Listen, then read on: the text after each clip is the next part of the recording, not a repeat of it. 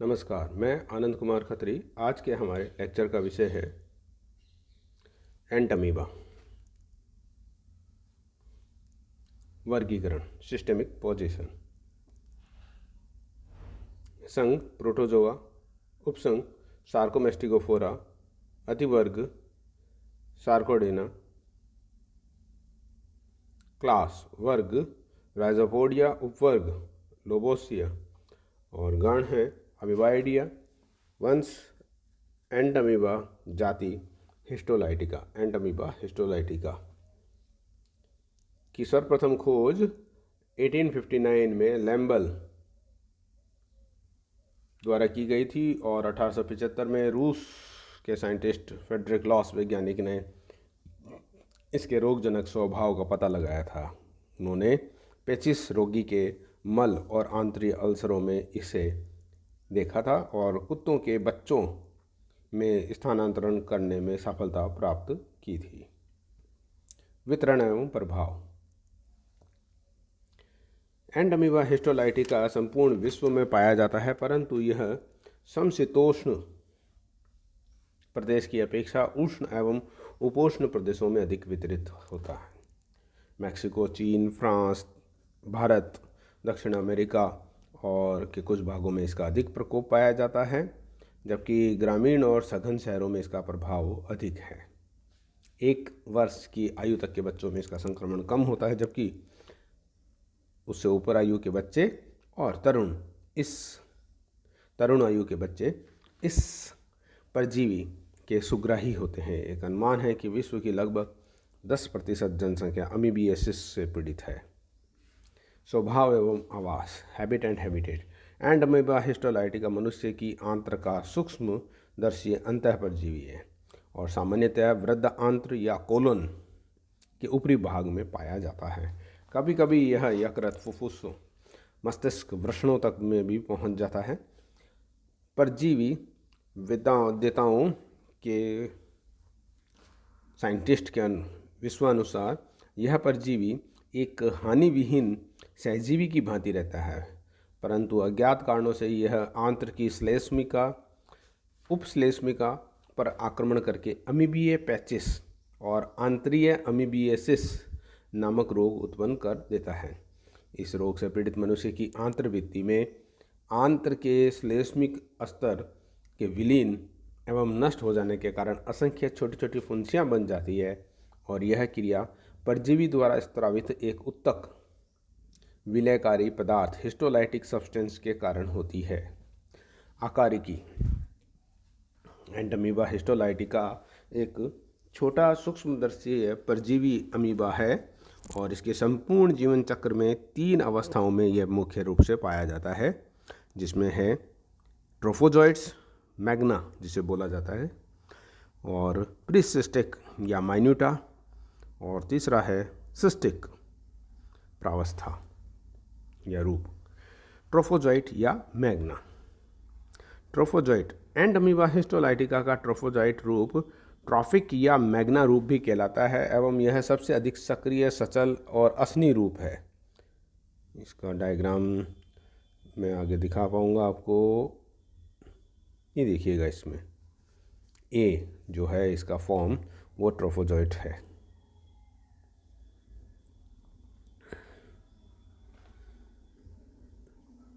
यह सबसे अधिक सक्रिय, सचल और असनी रूप है जो कि मानव में रोग उत्पन्न करता है। यह मनुष्य की बड़ी आंत्र की श्लेष्म और उपश्लेष्म स्तरों में परतों में पाया रहता है और यह सामान्यतः 20 से 30 माइक्रोन व्यास का होता है और इसकी लगभग सभी संरचनाएं एक सामान्य अमीबा के समान ही होती है। इसकी सबसे बाहरी कोशिका कला पतली, लचीली, अर्धपारगम्य झिल्ली होती है और इसका कोशिका द्रव्य बाहरी, स्वच्छ व कणिका विहीन एक्टोप्लाज्म व केंद्रीय अपेक्षाकृत अधिक तरल व कणिकामय एंडोप्लाज्म में विभेदित रहता है। केंद्रक। इसके एंडोप्लाज्म में एक केंद्रक पाया जाता है जो जीवित अवस्था में कभी कभी ही दिखाई देता है। दिस वन, ये दिखाई दे रहा है केंद्रक। जीवित अवस्था में कभी कभी ही दिखाई देता है, परंतु अभिरंजित हो जाने के पश्चात एक आशयी संरचना की भांति दिखाई देता है। इसका व्यास लगभग 4 से 6 माइक्रोन तक होता है और इसके चारों ओर एक पतली व कोमल केंद्रक कला होती है। इसकी अंदर की ओर अति सूक्ष्म क्रोमेटिन कणिकाएं, क्रोमेटिन ग्रेन्यूल्स, परिधि पर व्यवस्थित रहती है। डायग्राम में दिखाई दे रहा है। केंद्रक के केंद्र में एक छोटी सी व गोल एंडोसोम या कैरियोसोम पाया जाता है, जिसके चारों ओर प्राय हॉलो या प्रभा मंडल का एक स्पष्ट क्षेत्र होता है। केंद्रक कला और एंडोसोम के मध्य द्रव से भरे भाग में क्रोमेटिन पदार्थ की धारियां तिल्लियों की भांति फैली रहती है। इसके एंडोप्लाज्म में स्थित खाद्य धानियां भी पाई जाती है, जिनमें अंतर्गहित लाल रुधिर कणिकाएं पाई जाती है, श्वेत रुधिर कणिकाएं और उपकला कोशिकाओं के टुकड़े व जीवाणु पाए जाते हैं। इसमें संकुचनशील रिक्तिका का अभाव होता है, क्योंकि एंट अमीबा एक समपरासरी वातावरण में रहता है और इसके कोशिका द्रव्य की परासरणी सांद्रता परपोषी की आंत्र के द्रव की सांद्रता के समान होती है। अतः परजीवी के अंदर परासरण द्वारा जल का प्रवेश नहीं होता है, जिससे इसमें परासरण नियमन की आवश्यकता नहीं होती है। कूटपाद। एंट अमीबा हिस्टोलाइटिका जब गति करता है तो अग्र भाग में एक बड़ा चौड़ा व कुंद कूटपाद बन जाता है। अतः यह परजीवी एक कूटपादी होता है। इसके आगे बढ़े सिरे पर एक्टोप्लाज्म का स्वच्छ स्तर अंदर के कणिका में एंडोप्लाज्म से स्पष्ट अलग देखा जा सकता है। एकल कूटपाद की सहायता से ट्रोफोजोइट्स अग्र प्रवाह गति द्वारा गति करता है, फॉरवर्ड फ्लोइंग मूवमेंट जिसको कह सकते हैं, के द्वारा गति करता है और इसकी यह गति लाइमेक्स जाति के उद्यान स्लग के रेंगने के समान होती है और इसीलिए इसकी इस गति को लाइमेक्स गति कहा जाता है। इसके ट्रोफोजोइट्स में प्राणी संपोषण होता है और यह पक्ष भक्ष पोषित फैगोट्रॉपिक विधि से आसन करता है। भोजन के कण पश्च सिरे पर अंदर ग्रहण किए जाते हैं, क्योंकि इसी भाग की कोशिका कला अपेक्षाकृत अधिक चिपचिपी होती है। भोजन के कण पश्च सिरे पर चिपक जाते हैं और कोशिका कला भोजन के कणों के साथ कोशिका द्रव में अंतर्वलित हो जाती है। अंतर्वलित होने के पश्चात यह मुख्य कोशिका कला से पृथक हो जाती है और खाद्यदानी बन जाती है। दूसरी अवस्था है इसकी प्रीसिस्टिक या माइन्यूटा। एंट अमीबा हिस्टोलाइटिका का प्रीसिस्टिक या माइन्यूटा रूप छोटा, गोलाकार, अचल व अनअसनीय होता है, नॉन फीडिंग होता है। यह रोग उत्पन्न नहीं करता और इसका व्यास 12 से 15 माइक्रोन तक होता है और इसकी संरचना ट्रोफोजोइट की भांति ही होती है। केवल यह परिमाण में छोटा होता है और इसमें खाद्य धान्यों का अभाव होता है और यह मनुष्य की बड़ी आंत की अवकाशिका में रहता है और यह रोगजनक नहीं है। यह परपोषक के शरीर का प्रतिरोध जब कम हो जाता है तो मैग्ना रूप में बदल करके आंत्र के उत्कों पर आक्रमण करता है। दिस इज द बीच वाला पार्ट जो है, इसमें बी माइन्यूटा रूप दिखाया गया है, जिसमें खाद्य धान्यों का अभाव दिखाई दे रहा है। तीसरा रूप है इसका पुट्टी।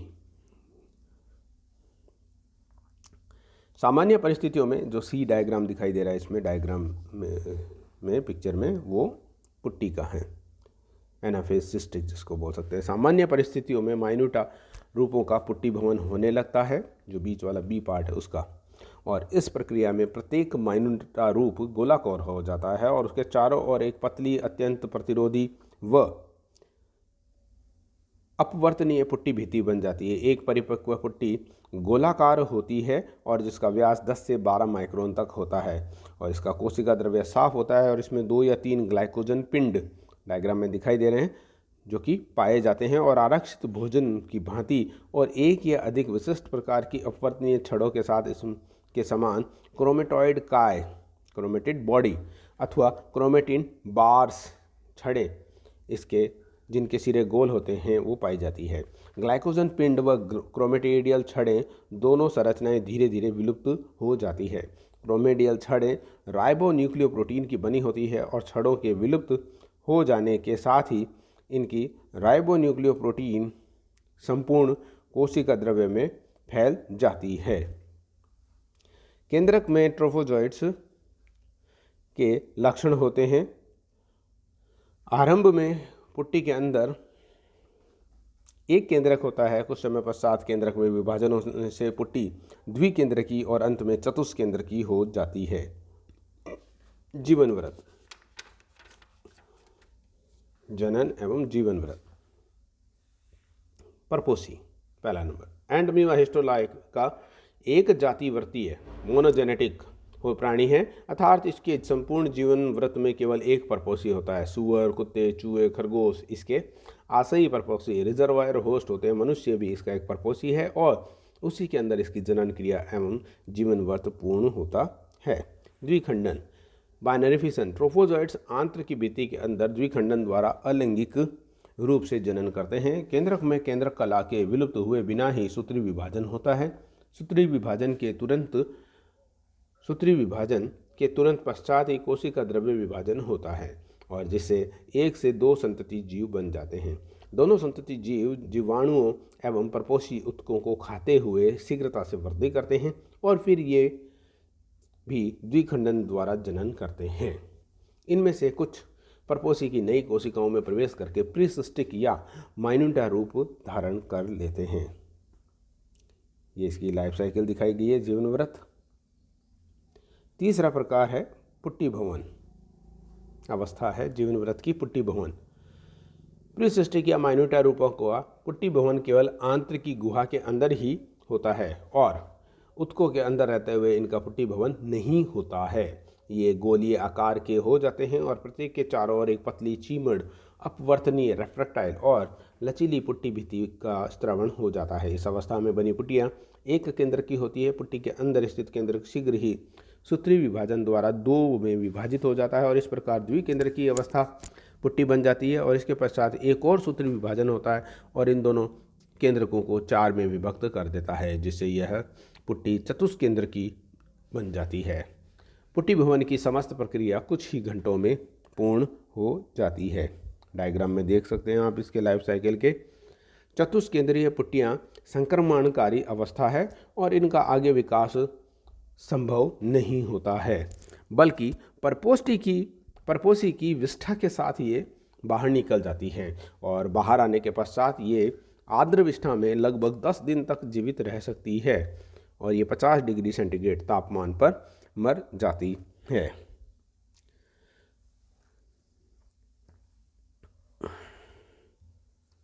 पारगमन एवं संक्रमण, ट्रांसमिशन एंड इन्फेक्शन।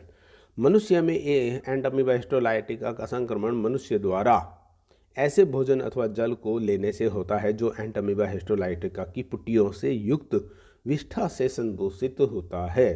खाद्य सामग्री तैयार करने वाले जैसे रसोइये या बावर्ची, सब्जी या गोश्त बेचने वाले, फेरी लगाने वाले इत्यादि जो स्वयं इनसे संक्रमित रहते हैं तथा स्वभाव से ही गंदे होते हैं, पुट्टी वाहक का कार्य करते हैं। बच्चों एवं वयस्कों द्वारा खुले स्थानों अथवा फसलों व सब्जियों के खेतों में मल त्याग करना एवं उसे मिट्टी से न ढकना या गड्ढों में नहीं दबाना भारत के ग्रामीण क्षेत्रों में यह सामान्यतः होता है। इससे संक्रमण एक सामान्य उद्गम स्थल बन जाता है। गृह मक्खियाँ एवं तिलचट्टे जो मल पदार्थों को खाते हैं, इन जीवनक्षम वायबल पुट्टियों को अपनी टांगों पर या आंत्र के अंदर वहन करते हैं और खाने की असुरक्षित वस्तुओं जो खुले में भोजन रखा हुआ होता है जैसे पिचके की दुकान, कचौरी वगैरह, तो उन वस्तुओं पर इनको स्थानांतरित कर देते हैं। पुट्टी भवन, नए परपोषी में अंतर्गहित पुट्टियाँ आहार नाल में आगे बढ़ती हुई क्षुद्रांत्र में पहुँच जाती है और जब ये पुट्टियाँ अमाशय से होकर गुजरती है तो इनकी पुट्टी भित्ति अमाशय के जठररस के प्रभाव से इनकी रक्षा करती है। 5 या 6 घंटे पश्चात आंत्र की गुहिका में ये पुट्टी भवन होता है और छोटी आंत्र में इन ट्रिप्सिन द्वारा प्रत्येक पुट्टी की भित्ति का पाचन हो जाता है और चतुष्केंद्र की अमीबा या पश्चपुट्टी या मेटासिस्टिक अवस्था मुक्त हो जाती है। डायग्राम में देखेंगे इसमें पश्चपुट्टी या मेटासिस्ट मुक्त हो जाती है। पश्चपुट्टीय परिवर्धन। अब प्रत्येक पश्चपुट्टी बाहर निकलने के तत्काल पश्चात ही द्विखंडन द्वारा विभक्त होने लगती है और इसके केंद्रक एक विशेष ढंग से विभक्त होते हैं, जिनके विभाजन के पश्चात कोशिका द्रव्य भी विभाजन होता है। इन विभाजनों के फलस्वरूप छोटे छोटे 8 एक केंद्र की अमीबुली या मेटासिस्टिक ट्रोफोजोइड्स बन जाते हैं। डायग्राम में देखिएगा, इसके साइकिल में दिखाई दे रहा है 8 एक साथ दिखाई दे रहे हैं।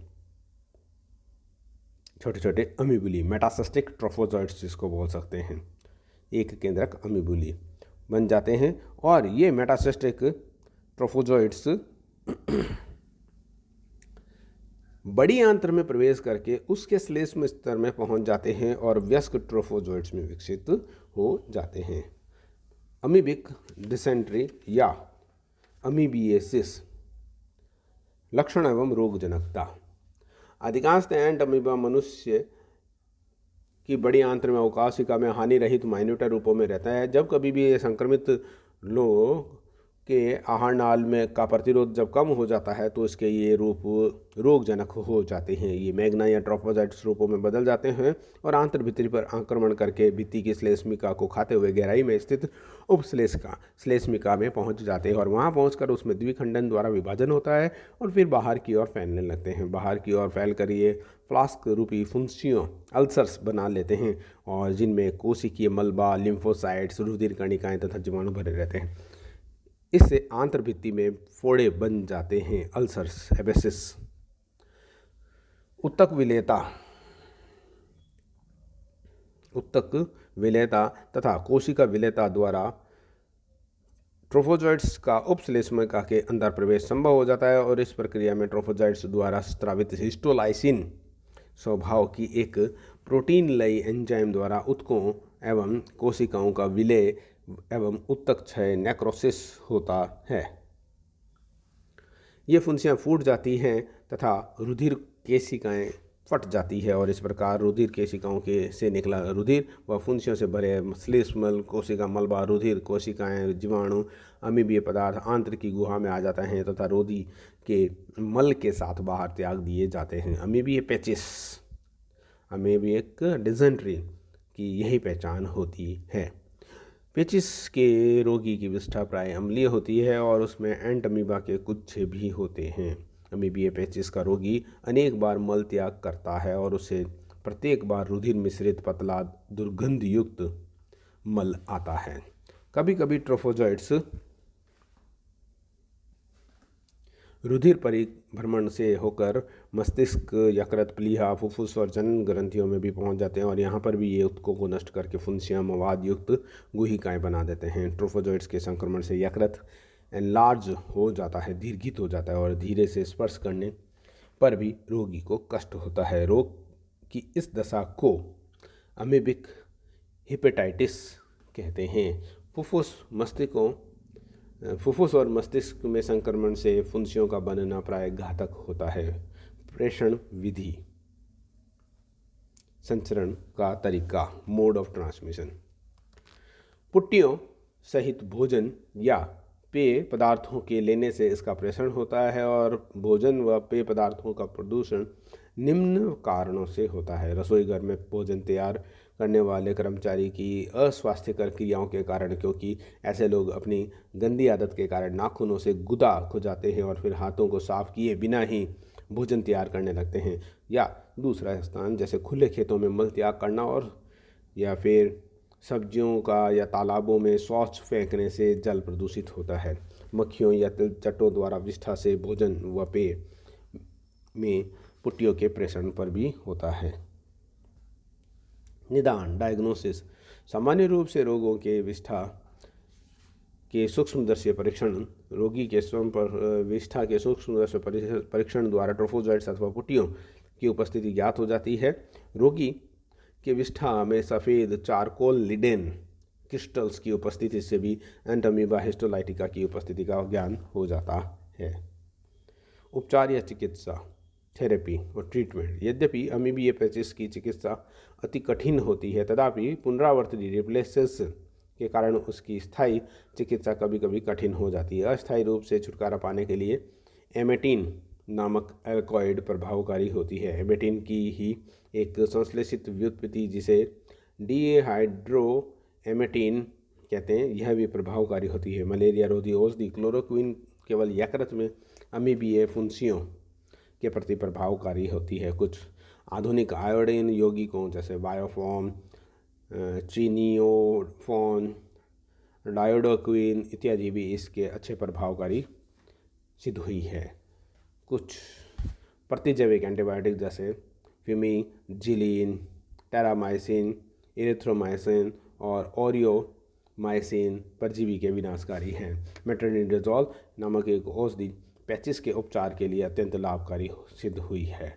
यह औषधि आंतरीय व अन्य अमीबियासिस में लाभकारी सिद्ध हुई है। निवारण या रोग निरोध, प्रिवेंशन। इसके संक्रमण का निवारण नितांत रूप से व्यक्तिगत एवं स्थानीय स्वास्थ्य विभाग का विषय है। व्यक्तिगत स्वच्छता के लिए स्वास्थ्य संबंधी निम्न प्रवृत्तियों को अपनाए जाना आवश्यक है। पहला, गंदगी वाली वस्तुओं को हाथों से प्रयोग करने तथा शौच करने के पश्चात, साफ करने के पश्चात भोजन करने से पूर्व हाथों को साबुन से भली भांति साफ करना चाहिए। हाथों की उंगलियों के नाखून नियमित रूप से काटते रहना चाहिए और हाथों के नाखून बढ़े हुए और गंदे नहीं होने चाहिए। बिना उबले हुए जल, ठीक प्रकार से साफ न की गई सब्जियों, कच्चे सलाद का प्रयोग नहीं करना चाहिए। खाने पीने की सामग्री को घरेलू मक्खियों व तिलचट्टों द्वारा प्रदूषित होने से बचाना चाहिए। खुले मैदान, सड़कों के किनारे व सब्जियों के खेतों में मल त्याग नहीं करना चाहिए। टाउन एरिया, सिटी एरिया की कमेटियां, नगर पालिकाओं इत्यादि स्थानीय निकायों के स्वास्थ्य विभाग का उत्तरदायी होता है कि वह अपने नागरिकों के स्वास्थ्य की देखभाल करे और स्वास्थ्य विभाग द्वारा इस रोग के निवारण संबंधी हेतु निम्न उपाय किए जाने चाहिए। बड़ी छोटी सड़कों, गलियों द्वारा खुले हुए गंदे नालों और नालियों को उचित ढंग से सफाई करनी चाहिए। पीने के जल का शुद्धिकरण करना चाहिए। गंदगी का उचित ढंग से निवारण होना चाहिए। खाने की सामग्री को बेचने वालों द्वारा ढकवा दिया जाना चाहिए। खाद की भांति प्रयोग किए जाने वाले मानव विष्ठा का प्रयोग से पहले उचित रासायनिकरण किया जाना चाहिए। भोजन बनाने वालों की समय समय पर परीक्षा की जानी चाहिए, कहीं वो एंट अमीबा से संक्रमित तो नहीं है। संक्रमित होने पर उसकी उपयुक्त चिकित्सा का समुचित प्रबंध किया जाना चाहिए। मनुष्य के अन्य एंट अमीबा हार्टमैनी, यह एंट अमीबा हिस्टोलाइटिका के माइन्यूटा रूपों के समानता रखता है और यह भी मनुष्य की बड़ी आंत की अवकाशिका में ही रहता है और आंतरीय ऊतकों पर संक्रमण करता है। इसके ट्रोफोजोइड्स का व्यास 9 से 14 माइक्रोन तथा केंद्रक इसका अधिक सघन होता है। परिपक्व इसकी पुट्टियाँ चतुष्केंद्र की एवं एंट अमीबा हिस्टोलाइटिका की पुट्टियों की अपेक्षा थोड़ी सी छोटी 10 माइक्रोन व्यास से भी कम होती है। यद्यपि यह भी अमीबीय पैचिस उत्पन्न करता है, तथापि इससे अपेक्षाकृत कम हानिकारक माना जाता है। दूसरा प्रकार है एंट अमीबा कोलाई।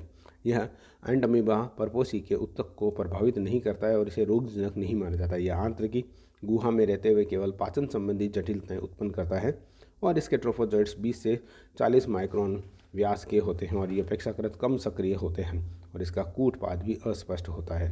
इसके कोशिका द्रव्य में लाल रुधिर कणिकाओं का नितांत अभाव होता है और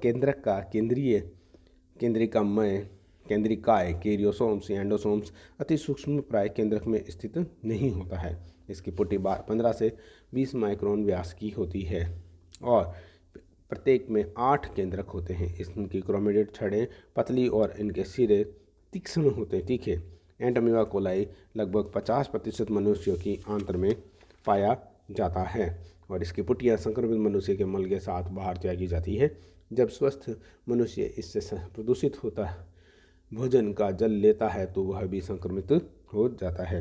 तीसरा, ये डायग्राम दिखाया गया है ABCDE।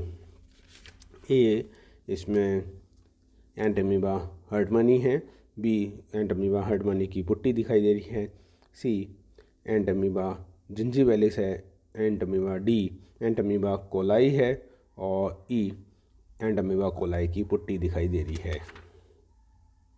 एंड अमीबा जिंजिवालिस जिसका डायग्राम ये डी इसमें दिखाई दे रहा है, सी सॉरी, एंड अमीबा जिंजिवालिस सी। जिंजिवालिस एंड अमीबा, यह एंड अमीबा मुख के अंदर प्राय दांतों एवं मनुष्य मसूड़ों के बीच में रहता है और लगभग 70% मनुष्यों के मुख में पाया जाता है। जो मनुष्य पायरिया रोग से ग्रसित होते हैं उनके मुख में इसका आयतन इंसिडेंस आपतन अधिक होता है और मनुष्य के मुख में अधिक समय तक ये रहने पर इसका रोग का कारण, दांतों के रोग के पायरिया रोग का कारण एंड अमीबा जिंजिवालिस है। पायरिया रोग एक जीवाणु के संक्रमण से होता है। यह एंड अमीबा पायरिया उत्तक उत्पन्न करके मसूड़ों के उत्तक को नष्ट करके रोग को बढ़ा देता है। इस जाति के एंड अमीबा पुट्टियों का निर्माण नहीं करते और इनका संक्रमण एक मनुष्य से दूसरे मनुष्य में चुंबन द्वारा एवं भोजन द्वारा होता है। इसके ट्रोफोजोइट्स लगभग 12 से 20 माइक्रोन व्यास के होते हैं। कोशिका द्रव्य का बहिर्द्रव्य अति स्वच्छ एवं केंद्रकवर्ती अंतःद्रव्य कणदार या धानी युक्त होता है, वैक्यूलेटेड। एंडोप्लाज्म में इसके केंद्रिका युक्त केंद्रक व असंख्य भोजन धानियाँ पाई जाती है। इनमें जीवाणु एवं श्वेत रुधिर कणिकाओं के केंद्रक होते हैं। प्राय अनेक कूटपाद इनमें पाए जाते हैं और जो कि चौड़े एवं गोलीय होते हैं।